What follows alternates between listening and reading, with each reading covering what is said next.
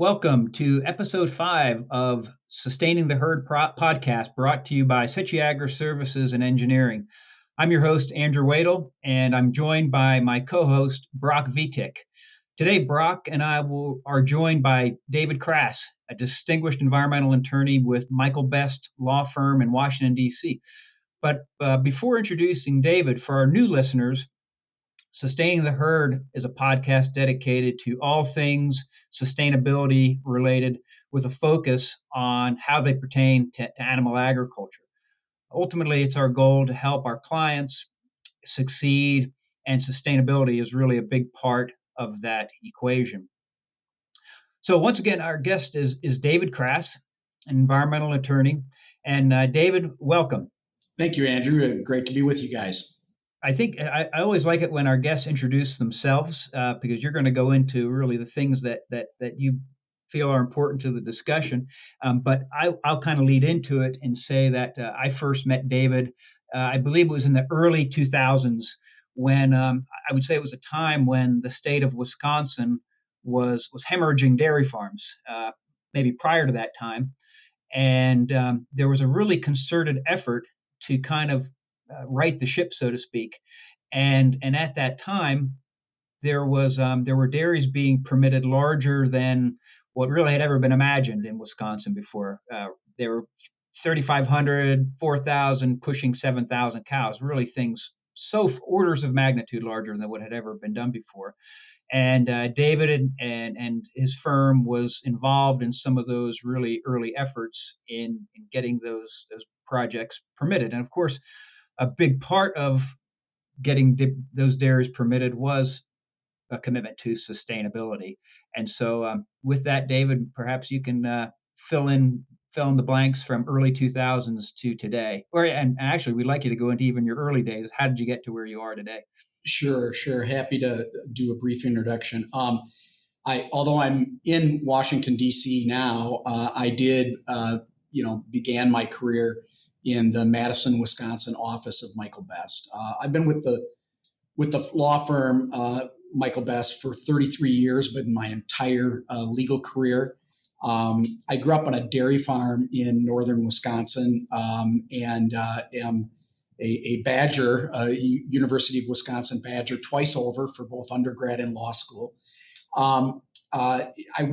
Michael Best is a business law and consulting firm. We've got offices, about 400 professionals across the country with offices in Wisconsin, North Carolina, Chicago, Salt Lake City, Denver, and Austin, and of course here in Washington, D.C.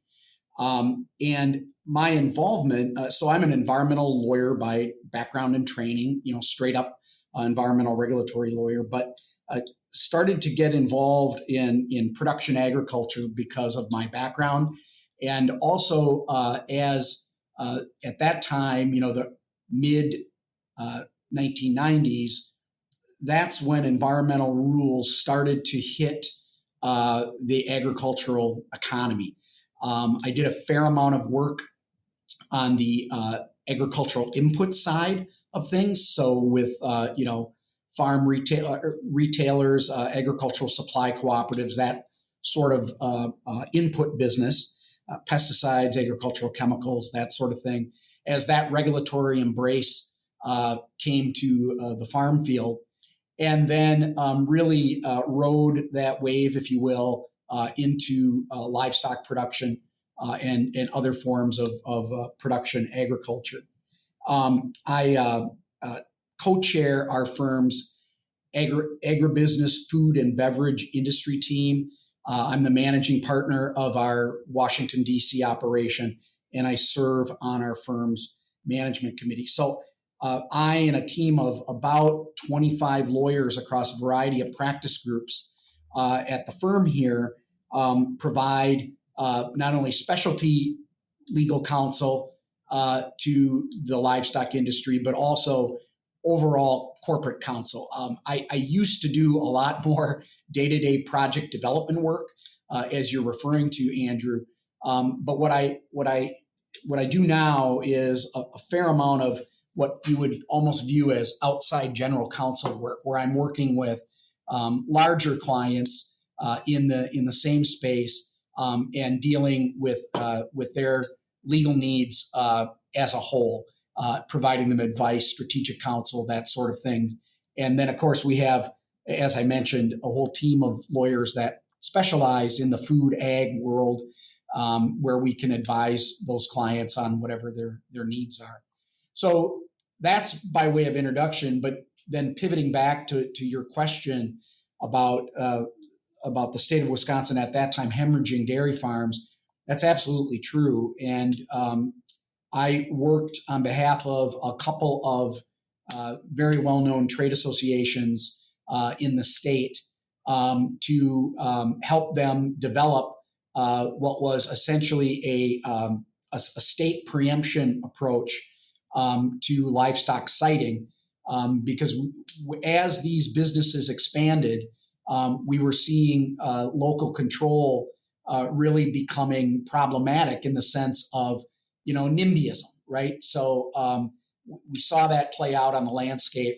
And the thought was that particularly in Wisconsin, where, America's dairyland, where obviously agriculture is overall statewide a $60 billion industry, we saw a need to really develop a statewide program that would standardize the process to allow these businesses, 95% of which are simply family dairy farms that are expanding to allow the next generation, who's coming back from college to participate in the business and to get scale to remain competitive. And some of these farms that I've worked with had been in the area 150 years, 5 generations. And we're meeting with a lot of local opposition that were driven by a variety of reasons we've all seen, right? And so we worked to get that process standardized and really sort of help permit and develop these projects in Wisconsin, which saw kind of a renaissance of the dairy industry. And just to put one finer point on that, what was really the call to action was Wisconsin has a very unique amount of dairy processing facilities. And we saw dairy processing investment leaving the state. And of course, dairy processing will go where there is a milk shed. And so to sustain those processing, that processing infrastructure, all of the jobs and economy that go with those processors, we really needed to show the processors a level of confidence that milk production would be there for the long term. So all of those factors combined to lead to, Andrew, the setting of the early 2000s. And of course, a lot has changed in the 2 decades since then. Yeah. Well, I can say for certain it's been mission accomplished, because there used to be a time when people were expanding dairies, they'd have to go to California to see the new and the innovative things, the 100-stall rotary parlors, whereas now people go to Wisconsin to see those types of things. And so, mission accomplished. David, you may have shared some of this already. As an attorney working at the intersection of ag, food, energy, the environment, and natural resources, could you give us some more insight to what your day-to-day looks like? Yes, so I did allude to that a little bit, Brock, with respect to the type of client we are working with. We work with middle market companies all the way up to Fortune 50 companies. So it really just depends on what the need is and where the client fits in the value chain. But I can say that on a day-to-day basis in production agriculture, 10 years ago, it was all about water quality and water quantity. Speaking just to the environmental practices intersection with production agriculture. So we had phosphorus-based nutrient management, planning that transition that we worked through with farmers. The livestock producers need to implement runoff controls as part of their permitting and operation and maintenance plan for their facility because of the increasing microscope they were coming under. for surface water quality management. So feed storage, manure storage, all of that. And then all the way back to fencing cows out of the creeks, right? That was the focus 10, 15 years ago. And now my day-to-day is spent much more focusing on sustainability projects and practices that livestock producers and other farmers are able to implement and try to derive value from the value chain for. So, we're focusing a lot right now, as is the economy, on climate and the energy transition, and where will agriculture find itself? Agriculture, generally speaking, globally or economy-wide, is about 11% of greenhouse gas emissions sources. So, we're not the transportation sector. We're not the energy production center. Dairy is about 2% overall. But that said, everything from consumers to the CPG companies that are making these various commitments or demanding results, it is going to touch the entire value chain of food and agriculture. And so on a day-to-day basis, Brock, I'm seeing, we still see the run-of-the-mill permitting issues arise, and enforcement defense and all of that we provide our clients, but OSHA services, et cetera. But I would say the most bleeding edge environmental issues that we're consulting on are directly related to emission reduction projects, or also, obviously a lot of renewable energy projects as well. We've got a ton of digesters, that livestock manure digesters that sometimes co-digestate food waste, et cetera, or community-based digesters that are going through a transition from producing electrons to producing renewable natural gas. And the California Low Carbon Fuel Standard has given us an opportunity, or given agriculture an opportunity, at least for the moment, to capitalize on that. So I would say that on a day-to-day basis, that's most of what the environmental practice is focusing on in agriculture. Thanks for that, David. It's interesting. From what I'm hearing, it sounds like you've seen it all from what I might label as sustainability 1.0, where it was literally, let's keep the cows and the manure out of the creek. Those regulations starting to form, to now an economy or a sector forming around sustainability 2.0, we might call it. Absolutely. And, if you look at, this is the other very exciting part of being at the, as Andrew put it, at the intersection, being in this practice applicable to food and food and meat fiber production at this time, and that is the development of ag tech, the technological solutions that are being deployed.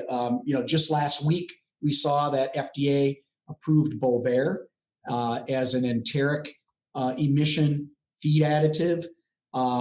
We've seen the development of technology to manure management. Taking in the dairy context, we're involved in a project right now for the deployment of technology that will result in manure being clean to the point of a surface water discharge, and solid separation, et cetera, et cetera. So the development of technology as applied to agriculture writ large, but also in particular, the sustainability piece of agriculture, is exciting. It's an exciting time to be in, and ag tech is going to have a significant role in food production globally as we move forward. It already is, right? GPS-based technology. We see it every day. Our firm has a significant intellectual property practice, and we're seeing new technology, startups, ventures coming out of the food and ag sector constantly. So it's an opportunity to work really to provide our clients an integrated solution when it comes to technology, development, deployment, and then everything that goes along with that. that technological development, which has to be focused on results. And when you're looking, when you're thinking about sustainability and focusing on results, well, you have to have that monitoring, verification, and disclosure piece as well, to really complete the sustainability circle, if you will. And we're seeing, just go visit any of larger livestock or cropping operations websites, and the commitments to sustainability are there. And that's exciting because now the platform has been created to actually show the consuming public and to show the supply chain results. Yeah, you mentioned the consuming public. As I look through your bio, David, you mentioned something about how the world population is increasing, and by 2050 it's going to be something substantially greater than what it is today.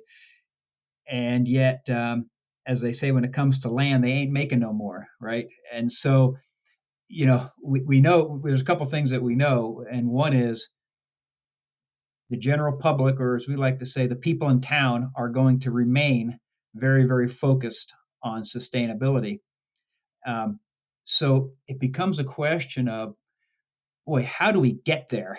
When I say how do we get there, how do we get there being, how do we get to that point where we can feed this many more people with the same amount of land? And perhaps this is a question as an engineer you could be or should be asking me, but just in your experience, in your vast experience, how do you see us getting there while at the same time maintaining these sustainability goals and desires of the general public? Yeah, producing more with less, and and implementing. I mean, sustainable agriculture practices are not going away, regardless of what the global drivers are. But I will say that I think, and just to get perhaps a little philosophical, I think that there are a lot of challenges ahead, as we look at macro issues right now for production agricultures. If you look at the dairy industry in itself, there's challenges right now to the dairy economy as demand is faltering globally. We've got the H5N1 avian flu circulating, which is resulting in lower production. We have lower herd numbers if you just look at the statistics. You've got labor challenges. We're in an inflationary economy. There is geopolitical instability right now. I mean, there's, the war in Ukraine, the war in the Middle East going on. And then, despite everything we said about a global population, which is true, we are now awakening to some of the lowest fertility rates in certain areas ever on record. So replenishment of the population in certain areas is a challenge, which of course, how will that all, in the next generation, how will that translate into demand? And what is challenging for the agricultural economy is that by and large, it's a commodity market, right?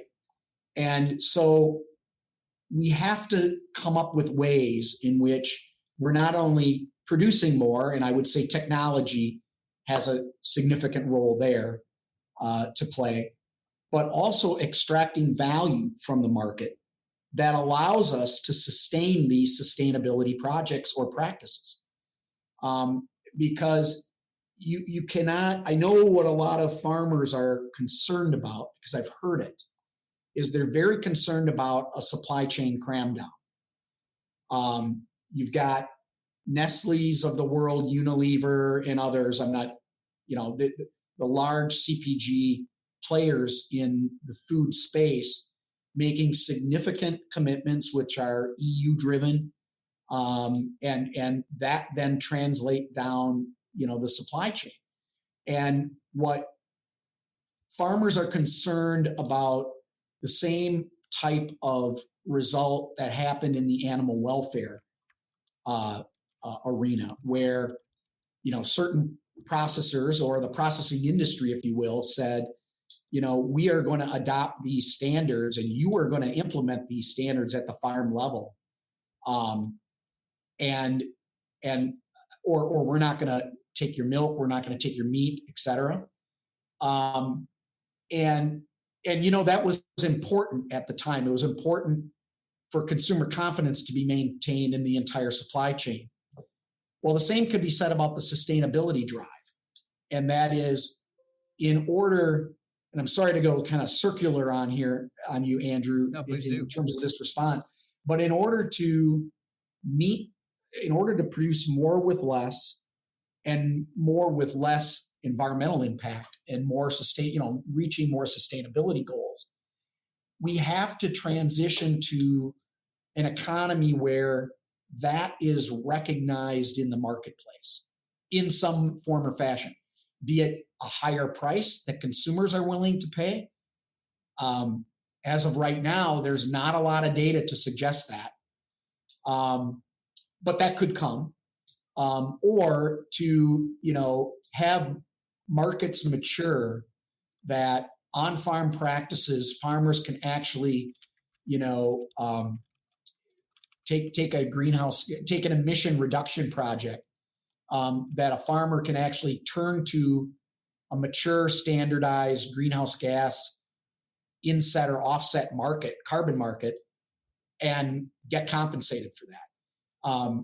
We've been working on water quality trading for 30 years, and that has not yet matured, although there are some positive signs. And I'm guessing we're going to be working on, carbon markets in terms of, developing economic incentives for farmers to implement these practices. So those are a few thoughts there, not to get too philosophical, but there are these challenges that are present, and yet at the same time, the bread basket has to be filled, and hunger is a problem, and so distribution of fresh, perishable, it is a challenge, and all of these kind of get back to technology. So you who are in this business should be excited about that as well, because that's going to continue to develop and continue to present opportunities for your clients. Yes, excellent. And when you speak of challenges, the things that a lot of times people doesn't come to mind is when people say, well, we want laying hens to have 50% more space. Now your laying hen facility has fewer birds in it, and yet the same overhead, and so yet population is growing, and so the things we're going in the opposite directions, so to speak, in terms of feeding people.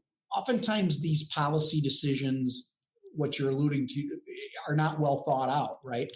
They're the ripple effect of a policy decision like that, the one you mentioned, is not well thought out. It means there's going to need to be more houses, right? More land houses. Right. So right. Where are we going to put those? Yeah. And that's a land use conversion. So what does that mean? Yeah. Are we taking productive agricultural land out of production to house solar projects? As this energy economy continues to expand, where's it all going to lead? And are people really thinking about it in a holistic way, in an integrated, holistic way? And if a consumer in California wants more pen space, for a layer, are they willing to pay more for their eggs to accomplish that goal? And again, that's always been, in my view, a big problem for food and farm, is because we're more often than not dealing with commodity pricing, right? So you have the fence row to fence row corn. Well, when you put in a buffer, there's a cost to that, right? There's a benefit. There's also a cost.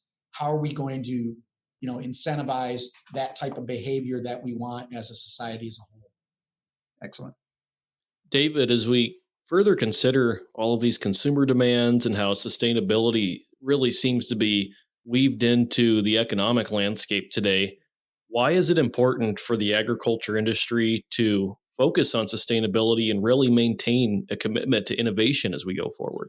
Well, because in my view, um, the entire industry suffers when there is a bad story, right? Uh, uh, Consumers are not discerning.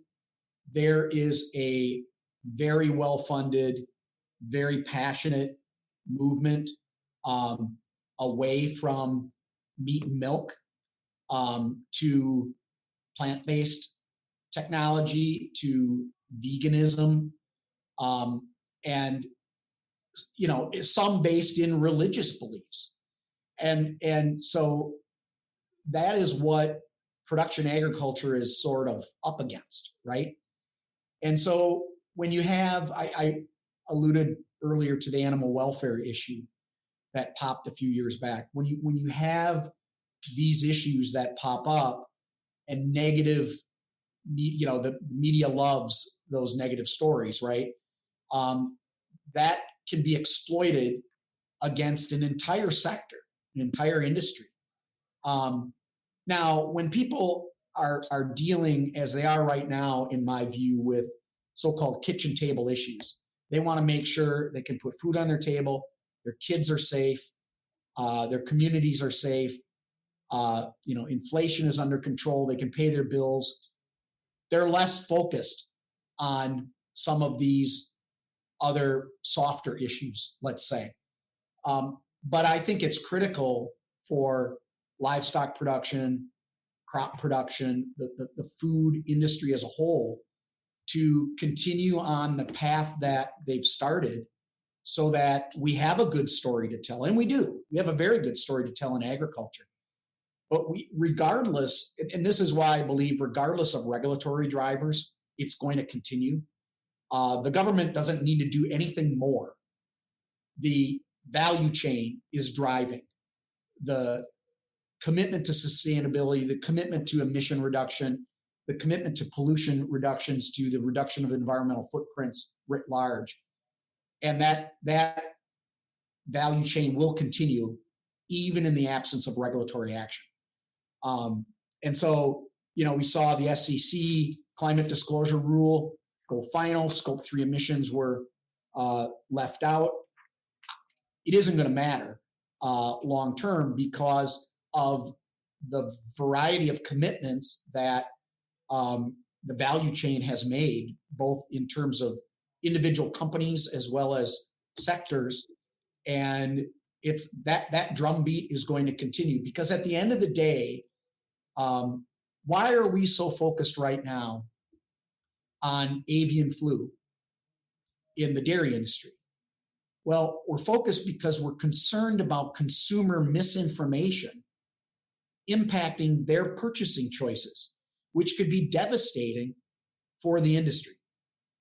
The disease and the response thus far, even though it's spreading, I saw an item today, Wyoming now has confirmed a herd. So it is spreading, it's going to spread. And this will continue, but the impacts are, the cows don't need to be culled. Production is decreased while the animal works through it. We have to protect farm workers, and CDC and USDA are coming out on that. But we care about it more from the standpoint of making sure that the industry is on top of it, and insert any other issue here, right? So that consumers don't get spooked, and consumers don't walk away with a false impression of food safety. And another example of that is in all the PFAS regulation, right? That is coming out of EPA and the states. We could talk for an entire another podcast about PFAS, and maybe we should. But the reason that the food sector is so focused on that is to underline the confidence that people need to have in the safety of our food supply. And so a lot of these issues, Brock, come back to that. And that's why the sustainability train, which has left the station, is not going to be rolled back, even in the absence of any regulatory activity or in the absence of an administration change or what have you. Certainly. David, a quick follow-up to that. As producers deal with insert issue or challenge here in pursuit of maintaining the safety and security of the food supply, why should they consider engaging with professionals such as yourself when dealing with these issues? Why is that important? Well, in my experience, it's important. And by the way, the smart producers do. They surround themselves with, you have to have an excellent accountant, you have to have an excellent engineer, you have to have an excellent attorney that understands the landscape you're operating in. And that's critical. You can hire, the attorney down on Main Street, but he or she may not understand the industry that you're operating in and what the challenges and pressures are. The fact of the matter is that as these operations become larger and more sophisticated, there are more issues than they can manage on a day-to-day because they want to run their farm, they want to take care of their workforce, they want to deal with their vendors, they want to deal with the day-to-day of operating their business. And that's what they should focus on. That's why they're successful. But when it comes to specific challenges that they may need engineering consulting on, farmers, I can say this because I grew up on a farm, right? Farmers are great self-engineers. Trust me. We all know this. But in this day and age of regulatory oversight, the day of, MacGyvering your own solution is probably not a good idea. And you've got too much at risk, right? You've got too much of your business, your reputational business, resources that might be spent defending enforcement than to do it right the first time. So I think it's critical, and my experience has shown that those sophisticated producers and processors, they want to focus on what they do well and on ancillary issues, be it regulatory, compliance, taking advantage of strategic opportunities like renewable natural gas development at my farm. And I've got an existing, mothball digester. That's where they need experts and it will pay back in spades for not only opportunity costs avoided, but just avoided costs avoided, whatever they are. And the challenges aren't going to stop. They're going to, like we said, Brock, they're just going to continue. So some of my best relationships have been people in the industry that I've represented for more than 2 decades. So they know me, they know my team, I know them, I know their objectives, I know their families oftentimes. And that's where really that's a kind of there's a trust that's developed there. And they know that I'm going to go to bat for them every time. And I'm up thinking about their problems and how to help them solve their problems. I'm up thinking about new ideas and how I can bring them new ideas, new value. We have opportunities to interact with vendors all the time into the industry, and I will bring some of those. We may have a client in our Venture Best group, which is our startups group, who is developing a really cool technology, and they're going through product development and funding. Well, when they launch, I'm in a unique position to say, hey, look what these guys are doing. This is really interesting. You should see this too. And that's not because, the old knock on lawyers. I'm not just focused on billable hours. I'm focused on their success. Because if they're successful, we're successful. And that's what it's all about. That's excellent.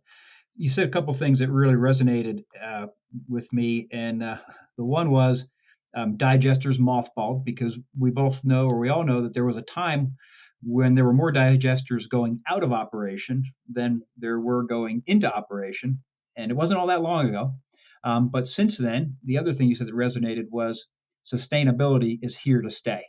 And one of those is clearly the economic drivers that are associated with today's anaerobic digestion bioenergy projects. And Brock and I kind of call it's the alphabet soup of compensation, whether it's LCFS, RINs, 45, whatever. So just one last question, David, and that is, if you were to be advising someone going into an RNG project, a new digester project, if you were to give them just one little tidbit of advice from an attorney to a producer, not the developer, but to the producer, what would you advise them?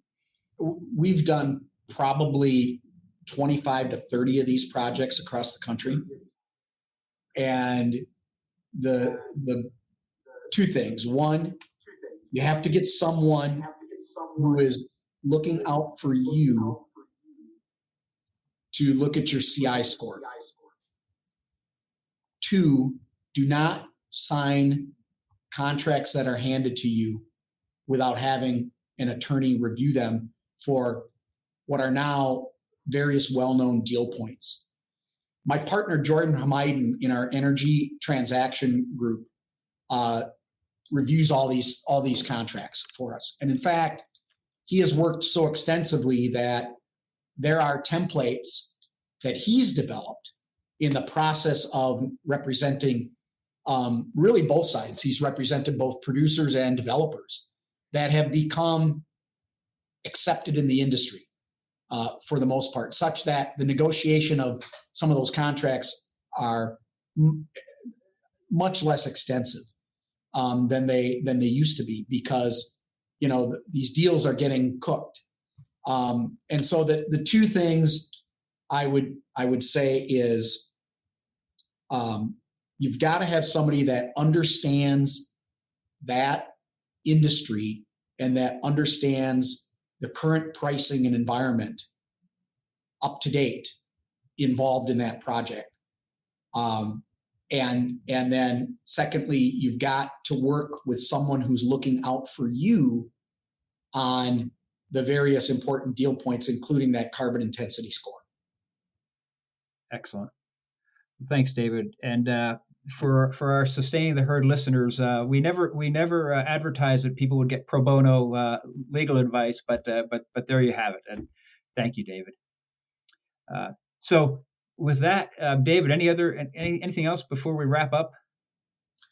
No, nothing comes to mind, Andrew. Really enjoyed talking with you and Brock, and happy to throw these issues around anytime you have the need. And I hope this is helpful to your listeners. Okay. Well, thank you very much, David. This has been fantastic, and it really hits the mark. As I said when we let in, that what we want to do is we want to take information like this and get it in the hands of our clients to help them be able to make good, informed decisions. In this particular case, as it relates to sustainability. Thank you very much, David. You're welcome. Have a good day.